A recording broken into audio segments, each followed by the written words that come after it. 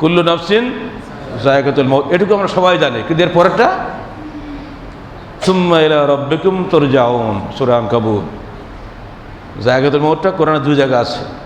এই জায়গাটায় আছে সুম্মা ইলা রাব্বিকুম তুরজাউন, অতঃপর তোমরা তোমাদের প্রতিপালকের নিকটে ফিরে যাবে। হিন্দুরা, খ্রিস্টানরা, নাস্তিকরা মরায় বিশ্বাস করে, কারণ দেখা যাচ্ছে মরে যাচ্ছে, কিন্তু মরার পরে যে আল্লাহর কাছে ফিরে যেতে হবে এটা বিশ্বাস করে না। বলুন, কোরআন সত্য না মিথ্যা? রসুলের জবান সত্য না মিথ্যা? যে সমস্ত মানুষ এই সমস্ত চিরসত্যের অনুসরণ করে তাদের জীবনটাই সত্যের পথে পরিচালিত হয়, কখনোই তারা মিথ্যার সঙ্গে আপোষ করবে না। যালিকাল কোরআনও লা রাইবা ফি, কোরআনের প্রথম বক্তব্য হচ্ছে কোরআনে কোনো ত্রুটি নাই।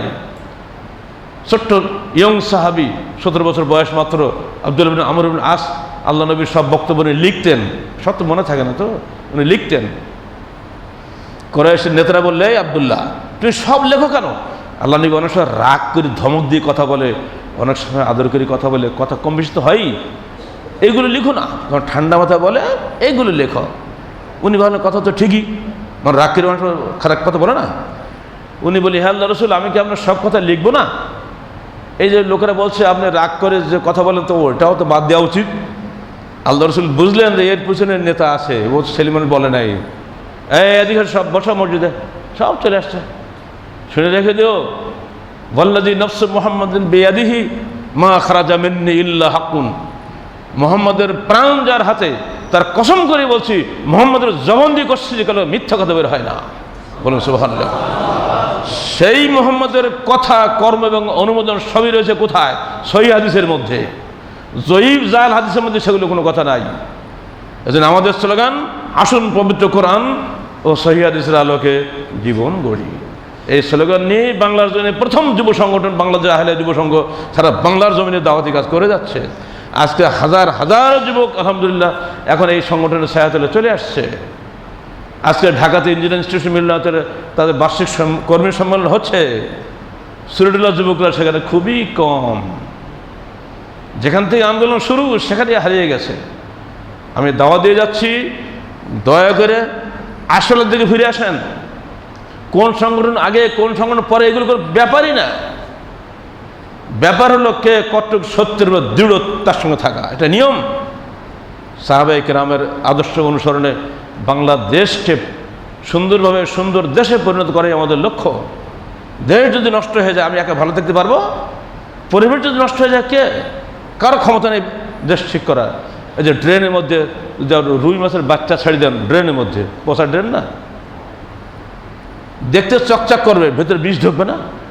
ওই মাছ খেলে আমাদের পেটে বিষ ঢুকবে না? বাংলাদেশের সমাজ পৌঁছে ধ্বংস হয়ে গেল।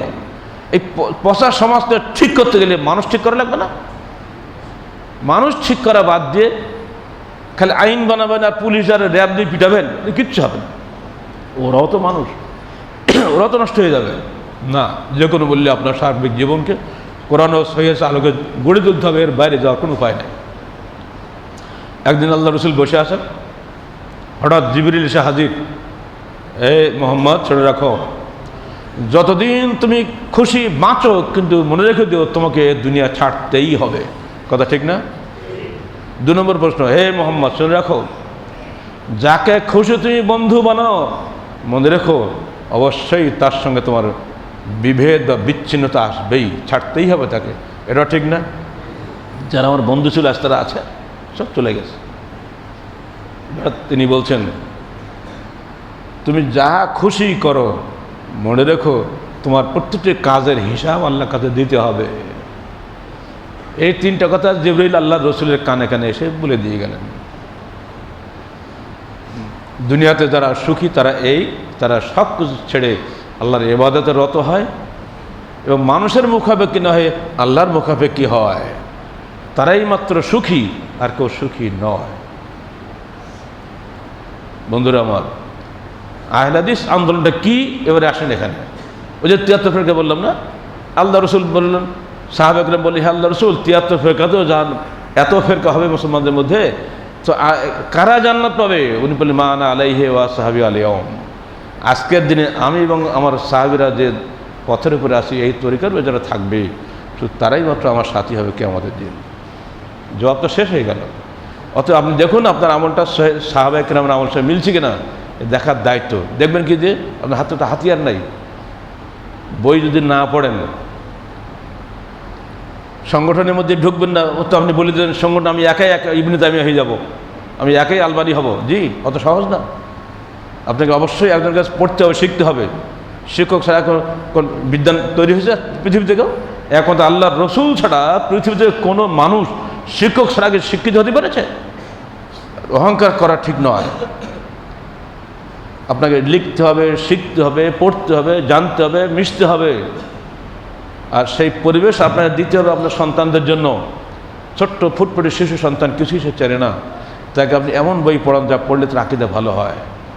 এমন পরিবেশে দেন যে পরিবেশ থাকলে সে ভালো হওয়ার চেষ্টা করে।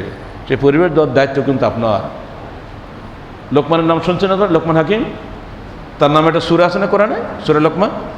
সেখানে ছেলেদের জন্য তিনি প্রায় 7টা ওসিয়ত করেছেন। তো একটা হলো এই,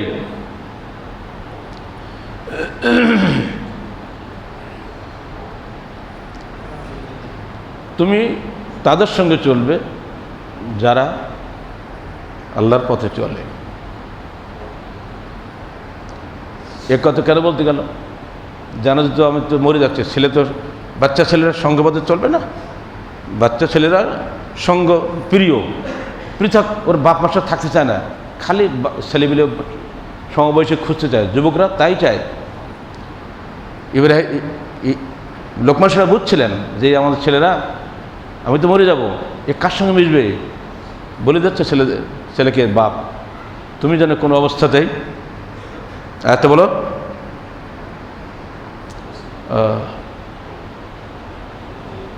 আনস্কুল্লি বলে দেখে এল মসির, তারপর শেষে যাও আরো চলো। আরে বাবা শেষে যাও, আরো পরে আর চলে যাও, লাস্টে চলে গেলে।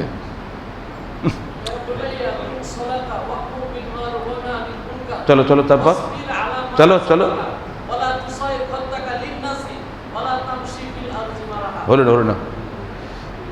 হলো না একটু আগে আসো। কি সব হাফজ হয়েছে, সব মাথা কিছু নাই। যাকে ব্যাখ্যা হচ্ছে এই যে তুমি চলবে নেককার মানুষদের সঙ্গে। এটা বলার পেছনে তার উদ্দেশ্য ছিল এই যে আমার ছেলে আমার মৃত্যু পরে আমাকে তো পাবে না, যেন ভালো লোকদের সঙ্গে থাকে। ভালো সঙ্গ ছাড়া ছেলে কোশ্চেন কালো ভালো হবে না। একটা ছেলেকে আপনি হাফেজ করলেও হবে না, তাকে ওই ভালো সঙ্গ দিতে হবে। বেদাতিদের সঙ্গে যে ছেলে গড়ে ওঠে বেদাতি হবে, তাই না? এই জন্য আপনাকে সংগঠন অপরিহার্য, একা থাকতে পারবেন না আপনি।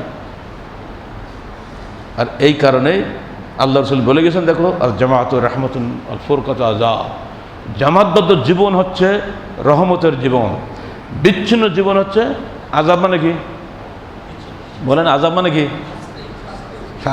শাস্তির জীবন। বিচ্ছিন্ন থাকা চলবে না, আপনাকে অবশ্যই সঙ্গবদ্ধ থাকতে হবে। দেন বাতিলের সঙ্গে থাকেন, বাতিল হন, আমার কোনো আপত্তি নেই, কিন্তু আপনাকে হকপন্থী যুব সংগঠন খুঁজে বের করতে হবে। যুবকদেরকে বলছি, তাদের সঙ্গে তোমাদের থাকতে হবে। এজন্যই আমরা তোমাদের সামনে আহলে হাদিস যুব সংগঠনের প্ল্যাটফর্ম খুলে দিয়েছি। বাচ্চাদের জন্য যাদের বয়স 7 থেকে 15, তারা থাকবে সোনামণি সংগঠনে, মহিলারা থাকবে আহলে হাদিস মহিলা সংস্থায়। তারা বাতিল মহিলা সংস্থা থাকতে পারে না।